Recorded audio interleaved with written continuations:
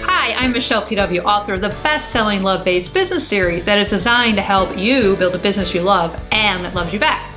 And you are watching Flip It, my show that helps you flip your perspective so you get everything you want in life and business.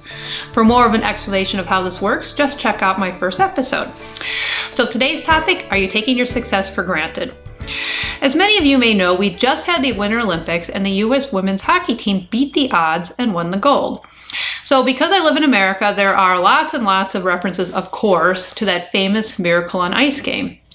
So bear with me for just a second. I'm going to get into the sports a little bit, but I promise you there's a really good reason. In 1980, the U.S. men's hockey team beat the Russians. Now, that may not sound like a big deal, but at the time, the U.S. men's hockey team was something of a long-standing joke.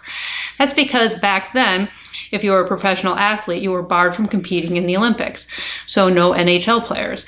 Instead, the U.S. would field a team of a bunch of college kids. The Russians, however, for all practical purposes, had their professional hockey team in the Olympics. Yes, they weren't technically professionals, but Russia, back then it was the Soviet Union, had found a way to get around that rule. This particular Russian team was really good. All it did was win. The players had been together for years and they had won virtually every game they had played, until they ran into the buzzsaw of those college kids in the Olympics. You may have seen some of the pictures from that Olympics, specifically the famous Sports Illustrated cover that showed the pure chaotic joy of the players celebrating on the ice. But what isn't talked about as much is what the Russians were doing.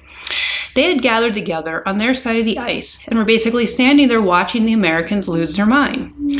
So I saw a documentary about Miracle on Ice, and the filmmakers had interviewed one of the Russian players. They asked him what he and the rest of the team was thinking at that time. The player said, and I'm paraphrasing, they were watching the Americans because they had won so often and for so long it had become expected. They no longer felt joy when they won a game. They had forgotten the joy of winning, and watching the Americans had actually brought that back to them. So now I'd like to bring this back to you and your business. Is there some successful part of your business that has become so expected and so routine, you're taking it for granted? I'm not talking about your entire business, just one part.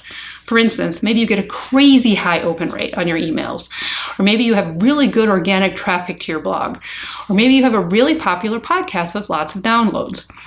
So never mind if you figured out how to monetize this yet. I'm just asking if you're seeing some level of success that you are now expecting and taking for granted and no longer celebrating when it happens.